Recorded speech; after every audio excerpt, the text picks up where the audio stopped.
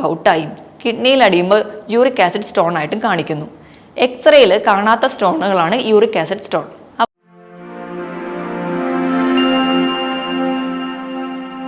Hi, ഞാൻ doctor പ്രിയ, Q1 health കെയറിലെ homeopathic ഫിസിഷ്യനാണ്.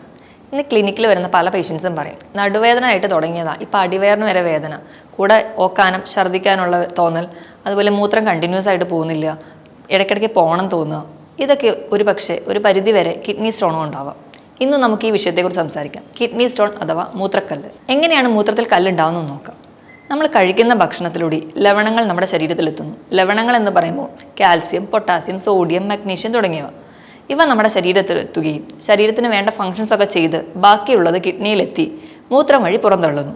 ചില ജീവിതശൈലികൾ കൊണ്ട് ഈ ലവണങ്ങൾ നമ്മുടെ കിഡ്നിയിൽ അടിയുന്നു. ഇവ ചേർന്ന് ഒരു ക്രിസ്റ്റൽ ഉണ്ടാവുന്നു. ക്രിസ്റ്റലുകൾ ചേർന്ന് കല്ല് രൂപപ്പെടുന്നു. ഇങ്ങനെയാണ് മൂത്രത്തിൽ കല്ലുകൾ ഉണ്ടാവുന്നത്. ഇത് ഒരു മണൽത്തരിയുടെ വലുപ്പം മുതൽ ടെന്നീസ് ബോളിന്റെ സൈസ് വരെ ആവാം. കൂടുതലായും പുരുഷന്മാരിലാണ് കാണുന്നത്. എന്തുകൊണ്ടൊക്കെ മൂത്രത്തിൽ കല്ലുണ്ടാവുന്നു എന്ന് നോക്കാം. ഒന്നാമത്തെയും പ്രധാനപ്പെട്ട കാരണവും വെള്ളം കുടിക്കുന്നതിൻ്റെ അളവ് കുറയുമ്പോൾ ശരീരത്തിലെ ജലാംശം കുറയുന്നത് വഴി. രണ്ടാമതായിട്ട് തെറ്റായ ഭക്ഷണ രീതി, നാരടങ്ങിയ ഭക്ഷണങ്ങൾ കഴിക്കുന്നത് കുറയുമ്പോഴും റെഡ് മീറ്റുകൾ കൂടുതലായി കഴിക്കുന്നതും സോഫ്റ്റ് ഡ്രിങ്ക്സും അതുപോലെ സ്പൈസി ഫുഡുകൾ കൂടുതലായി കഴിക്കുന്നത് വഴി നമുക്ക് ലവണങ്ങളുടെ അളവ് ശരീരത്തിൽ കൂടാം. ഇതുപോലെ തന്നെ വ്യായാമക്കുറവ്, അതുവഴി അമിതവണ്ണം ഉണ്ടാവാം. കിടപ്പ് രോഗികളിൽ, ഇടയ്ക്കിടയ്ക്ക് യൂറിനറി ഇൻഫെക്ഷൻ വരുന്നവരിൽ, ചില ഗ്ലാൻഡുകളുടെ പ്രശ്നം കൊണ്ട് വരാം. പാരാതൈറോയ്ഡ് ഗ്ലാൻഡിൻ്റെ പ്രശ്നങ്ങൾ കൊണ്ട് കാണാം. അതുപോലെ ഗൗട്ടുള്ളവരിൽ, ചില മരുന്നുകൾ കഴിക്കുന്നവരിൽ, ചില ഡയൂററ്റിക്സ് കഴിക്കുന്നവരിൽ, പുകവലി, മദ്യപാനമുള്ളവരിൽ, ഇവരിലൊക്കെ നമുക്ക്, അതുപോലെ ഗൗട്ടുള്ളവരിലും നമുക്ക് കിഡ്നി സ്റ്റോൺ ഉണ്ടാവുന്നതായി കാണാം. പലതരത്തിലുള്ള കിഡ്നി സ്റ്റോൺ ഉണ്ട്. ഏതൊക്കെയാണെന്ന് നോക്കാം. ഒന്നാമത്തേത് കാൽസ്യം സ്റ്റോൺ. ഇതാണ് ഏറ്റവും കൂടുതലായി കാണുന്നത്. 70 മുതൽ 80% വരെ കാൽസ്യം സ്റ്റോണുകളാണ്. ഇത് യൂറിൻ്റെ അസിഡിറ്റി മൂലം ഉണ്ടാവുന്നതാണ്. രണ്ടാമത്തേതാണ് സ്റ്റുവൈറ്റ് സ്റ്റോൺ. സ്റ്റുവൈറ്റ് സ്റ്റോൺ എന്ന് പറയുമ്പോൾ മാഗ്നീഷ്യം, അമോണിയ, ഫോസ്ഫേറ്റ് തുടങ്ങിയ ലവണങ്ങളുടെ പ്രസൻസ് മൂലം ഉണ്ടാവുന്നതാണ്. ഇത് 10 മുതൽ 15% വരെ മാത്രമേ കാണാറുള്ളൂ. മൂന്നാമത്തേതാണ് സ്റ്റാക്ഹോൺ കാൽക്കുലസ്. അതെന്ന് പറഞ്ഞാൽ നമ്മുടെ മാൻ്റെ കൊമ്പ് പോലെ ഇരിക്കും. അത്ര വലിയ സൈസ് ഉണ്ടെങ്കിലും കിഡ്നിയിൽ വേദനയോ അല്ലെങ്കിൽ മറ്റു ബുദ്ധിമുട്ടുകളോ ഒന്നും ഉണ്ടാക്കാറില്ല. നാലാമത്തെയാണ് uric acid stone. Uric acid എന്ന് പറയുമ്പോൾ നമ്മുടെ പ്രോട്ടീൻ വിഘടിച്ചുണ്ടാവുന്ന എൻ പ്രൊഡക്റ്റാണ്. നമ്മുടെ ശരീരത്തിൽ പ്രോട്ടീൻ്റെ അളവ്, അതായത് റെഡ് മീറ്റ് ഒക്കെ കൂടുതലായി കഴിക്കുമ്പോൾ ഈ പ്രോട്ടീൻ എല്ലാം ശരീരത്തിൽ അടിയുന്നു. ഇത് സന്ധികളിൽ അടിയുമ്പോൾ നമുക്ക് ഗൗട്ടായും കിഡ്നിയിൽ അടിയുമ്പോൾ യൂറിക് ആസിഡ് സ്റ്റോൺ ആയിട്ടും കാണിക്കുന്നു. എക്സ്റേയിൽ കാണാത്ത സ്റ്റോണുകളാണ് യൂറിക് ആസിഡ് സ്റ്റോൺ. അവസാനത്തെ അല്ലെങ്കിൽ 5ാമത്തെ ടൈപ്പാണ് സിസ്റ്റീൻ സ്റ്റോൺ. സിസ്റ്റീൻ എന്ന് പറയുന്നത് ഒരു അമിനോ ആസിഡാണ്. നമ്മൾ കഴിക്കുന്ന ഭക്ഷണം, അതായത് നമ്മൾ കഴിക്കുന്ന മുട്ട, അതുപോലെ ഇറച്ചി, ബ്രക്കോളി തുടങ്ങിയവയിലെല്ലാം സിസ്റ്റീൻ ഉണ്ട്.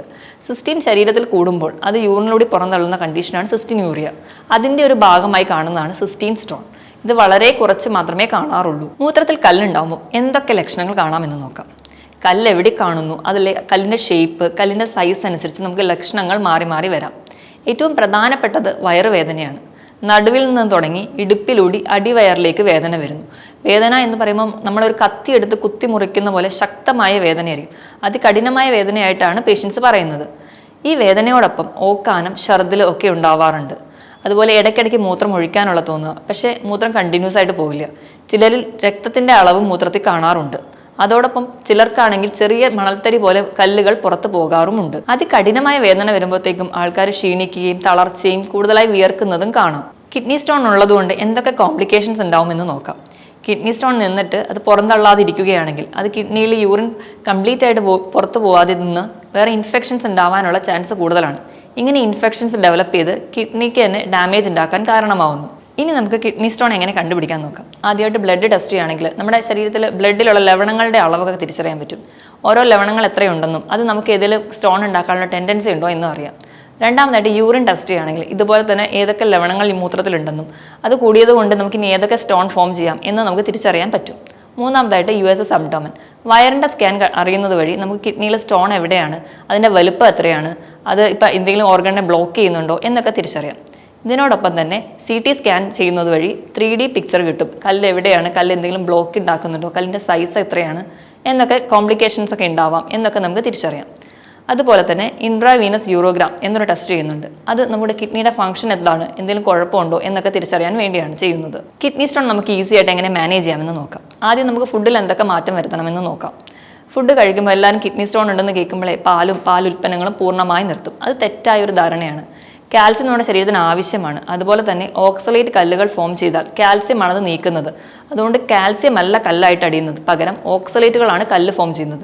ഈ ഓക്സലേറ്റുകളെ നീക്കം ചെയ്യുന്നതാണ് കാൽസ്യം. അതുകൊണ്ട് നമ്മുടെ ശരീരത്തിന് കാൽസ്യം അത്യാവശ്യമാണ്. ഒരിക്കലും കാൽസ്യം അല്ല കല്ലായിട്ട് ഫോം ചെയ്യുന്നതെന്ന് നമ്മൾ ഓർത്തിരിക്കണം. നമ്മുടെ ഭക്ഷണത്തിൽ ഓക്സലേറ്റുകളുടെ അളവ് കുറയ്ക്കണം. ഓക്സലേറ്റുകൾ കാണുന്നത് കടും പച്ച നിറത്തിലുള്ള പച്ചക്കറികളാണ്.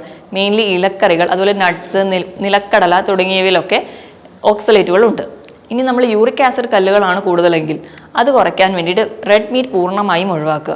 അതിനോടൊപ്പം റെഡ് മീറ്റ് എന്ന് പറയുമ്പോൾ പോത്തിറച്ചി, ആടിറച്ചി, താറാവിറച്ചി ഇത് പൂർണ്ണമായും ഒഴിവാക്കുക. ഇതിനോടൊപ്പം തന്നെ ഈസ്റ്റ് അടങ്ങിയ ഭക്ഷണം, നമ്മുടെ വീട്ടിലുണ്ടാക്കുന്ന വെള്ളയപ്പം, അതുപോലെ ബ്രെഡ്, കേക്ക് തുടങ്ങിയവയിലൊക്കെ ഈസ്റ്റ് ഉണ്ട്, അത് പൂർണ്ണമായും ഒഴിവാക്കുക. അതിനോടൊപ്പം തന്നെ മദ്യപാനവും പുകവലിയും പൂർണ്ണമായും നിർത്തണം. സോഫ്റ്റ് ഡ്രിങ്ക്സും പ്രോസസ്ഡ് ഫുഡും പൂർണ്ണമായും ഒഴിവാക്കുക. എണ്ണയിൽ വറുത്തതും പൊരിച്ചതുമായ ഭക്ഷണങ്ങളും ഒഴിവാക്കേണ്ടതാണ്. ഇനി നമുക്ക് എന്തൊക്കെ കഴിക്കാമെന്ന് നോക്കാം. നമ്മൾ കഴിക്കേണ്ടതിൽ ഏറ്റവും ആദ്യം വൈറ്റമിൻ സി അടങ്ങിയ ഭക്ഷണങ്ങൾ, നമ്മൾ ചെറിയ പുളിയുള്ള നെല്ലിക്ക, നാരങ്ങ, ഓറഞ്ച് തുടങ്ങിയ പഴവർഗ്ഗങ്ങൾ കഴിക്കുക. ഇത് നമ്മുടെ കല്ല് അലിയിച്ച് കളയാൻ സഹായിക്കും. നമ്മുടെ ഭക്ഷണത്തിൽ ആൻറ്റി ഓക്സിഡൻസ് ഉൾപ്പെടുത്തുക. ആൻറ്റി ഓക്സിഡൻസ് കല്ല് ഫോം ചെയ്യാനുള്ള ടെൻഡൻസി കുറയ്ക്കും.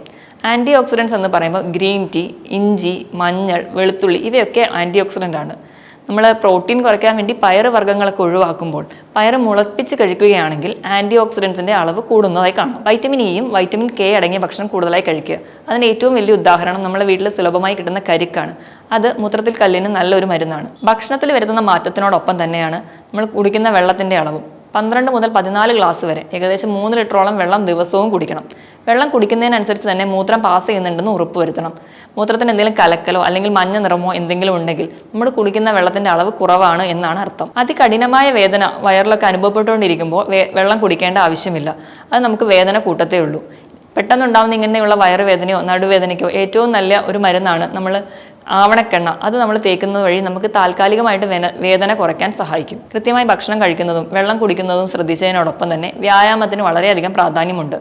ദിവസവും ഒരു 45 മിനിറ്റ് മുതൽ 1 മണിക്കൂർ വരെ ആഴ്ചയിൽ 5 ദിവസമെങ്കിലും എന്തായാലും വ്യായാമം ചെയ്യണം. അതുവഴി നമുക്ക് നമ്മുടെ ബോഡി വെയിറ്റ് കൺട്രോൾ ചെയ്യാൻ പറ്റും. ബോഡി വെയിറ്റ് കൂടുന്നതും നമ്മുടെ കിഡ്നി സ്റ്റോണിന് ഒരു കാരണമാണല്ലോ. അപ്പോൾ നമ്മൾ കൃത്യമായിട്ട് വ്യായാമം ചെയ്യണം. ദിവസം ഒരു 45 മിനിറ്റ് മുതൽ 1 മണിക്കൂർ വരെ ആഴ്ചയിൽ 5 ദിവസമെങ്കിലും കൃത്യമായി വ്യായാമം ചെയ്യുക. അങ്ങനെ നമ്മുടെ ബോഡി വെയിറ്റ് ഒക്കെ കൺട്രോൾ ചെയ്യുന്നത് വഴി നമുക്ക് ഒരു പരിധി വരെയൊക്കെ കിഡ്നി സ്റ്റോൺ കൺട്രോൾ ചെയ്യാം. ഭക്ഷണം കൃത്യമായി കഴിക്കുന്നത് വഴിയും വെള്ളം കൃത്യമായി കുടിക്കുന്നുണ്ടെന്ന് ഉറപ്പുവരുത്തുന്നതിനോടൊപ്പം കൃത്യമായി വ്യായാമം ചെയ്യുന്നത് വഴി നമുക്ക് കിഡ്നി സ്റ്റോണും അതിൻ്റെ ബുദ്ധിമുട്ടുകളും കൺട്രോൾ ചെയ്യാവുന്നതേ ഉള്ളൂ. ഇതിനോടൊപ്പം ഹോമിയോപ്പതിയിൽ ഫലപ്രദമായ ചികിത്സ ലഭ്യമാണ്. മറ്റൊരു ഹെൽത്ത് ടോപ്പിക്കുമായിട്ട് വീണ്ടും കാണുന്നത് വരെ നന്ദി.